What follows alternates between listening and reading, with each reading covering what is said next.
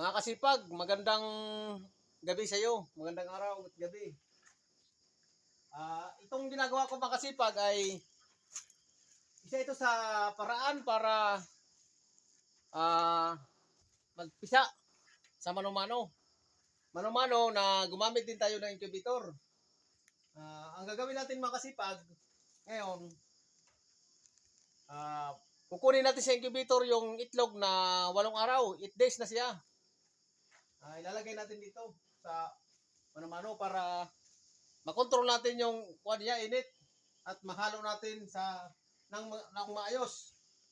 Kaya ilalagay natin sa mano-mano makasipag para pagbaliktad, kasi sa incubator, makasipag hindi siya mahalo ng maayos sa incubator. Kaya dito natin gagamitin sa kuwan, mano-mano.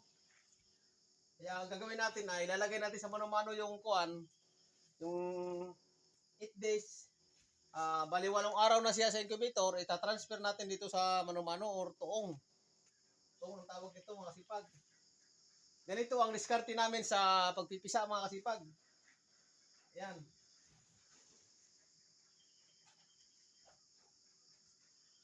Bago kasi ito ilagay sa katre mga kasipag, bago ilatag sa katre, dito muna ito dadaan sa tuong or mano-mano.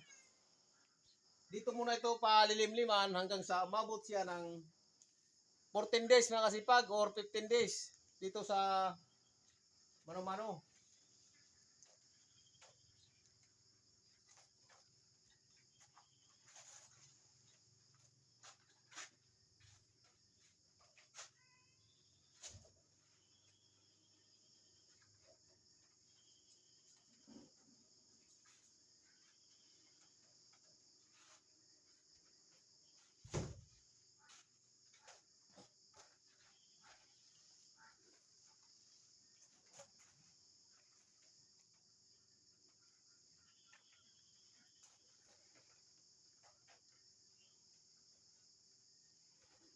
Ayan.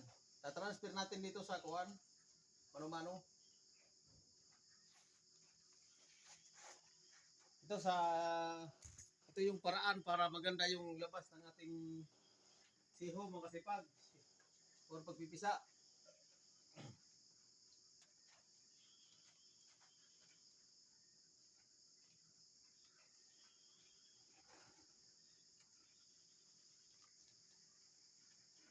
Sa mga nagtatanong dyan mga kasipag, baka naman nagtataka kayo na ganito ang ginagawa ko.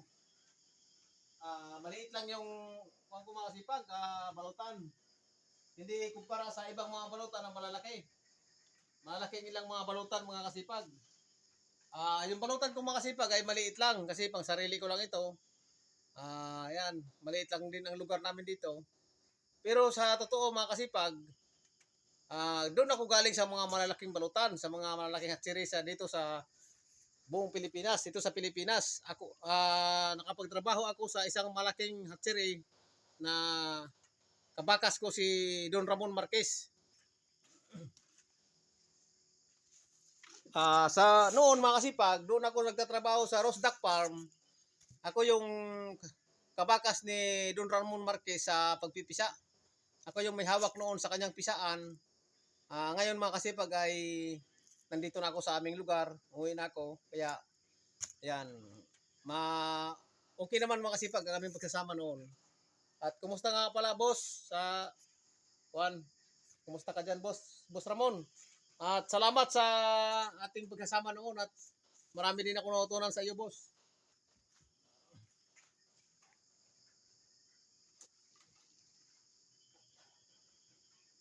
Yan mga kasipag. Ang Rosdak Farm mga kasipag ay isa yon sa magandang itikan nga napuntahan ko mga kasipag sa isang province. Yan. Yeah. At kung sa experience lang mga kasipag ang babasihan natin, kung sa experience lang babasihan natin, matagal-tagal na rin ang experience natin sa larangan ng itik mga kasipag.